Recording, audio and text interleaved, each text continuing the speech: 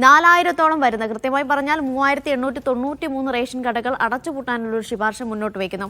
ഈ തീരുമാനത്തെ അല്ലെങ്കിൽ ഈ ശുപാർശ എങ്ങനെയാണ് റേഷൻ വ്യാപാരികൾ നോക്കിക്കാണുന്നത്?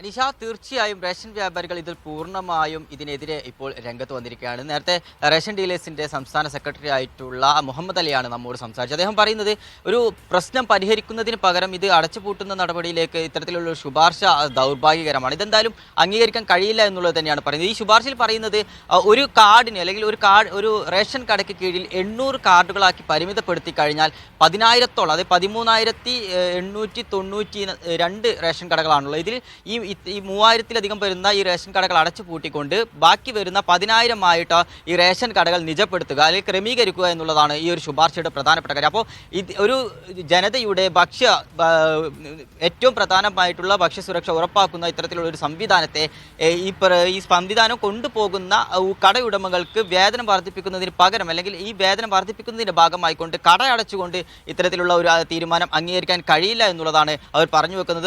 അവർക്കൊരു പ്രതീക്ഷയുണ്ട്, സർക്കാർ ഇക്കാര്യവുമായി മുന്നോട്ട് പോകില്ല എന്നൊരു പ്രതീക്ഷയും ഈ ഡീലേഴ്സ് അസോസിയേഷൻ മുന്നോട്ട് വെക്കുന്നത്. അതിന് പ്രധാനപ്പെട്ട കാര്യം, ഇതിന് മുമ്പ് ഇത്തരത്തിലുള്ള ഒരു ശുപാർശ വന്ന സമയത്ത് സർക്കാർ അത് അംഗീകരിച്ചിട്ടില്ല. അതുകൊണ്ട് വൈകാതെ തന്നെ അടുത്ത ദിവസങ്ങളിൽ സർക്കാർ ഇതുമായി ബന്ധപ്പെട്ട് റേഷൻ ഡീലേഴ്സിൻ്റെ ആളുകൾ ഉൾപ്പെടെ വിളിച്ചുകൊണ്ട് ചർച്ച നടത്തുമെന്ന് തന്നെയാണ് പ്രതീക്ഷിക്കുന്നത്. എന്തായാലും ഇത് തീരുമാനമായി മുന്നോട്ട് പോകില്ല എന്നൊരു പ്രതീക്ഷയുണ്ടെങ്കിൽ ഇതൊരിക്കലും അനുവദിക്കരുത് അല്ലെങ്കിൽ അംഗീകരിക്കരുത് എന്നുള്ള കാര്യം കൂടി അവർ പറഞ്ഞു വെക്കുന്നുണ്ട്. അഥവാ ഇതുമായി മുന്നോട്ട് പോവുകയാണെങ്കിൽ അത്തരം കാര്യങ്ങൾ അല്ലെങ്കിൽ ഇതുമായി ബന്ധപ്പെട്ട് ശക്തമായ പ്രതിഷേധമൊക്കെ രേഖപ്പെടുത്താൻ അവർ തയ്യാറായി നിൽക്കുകയാണ്.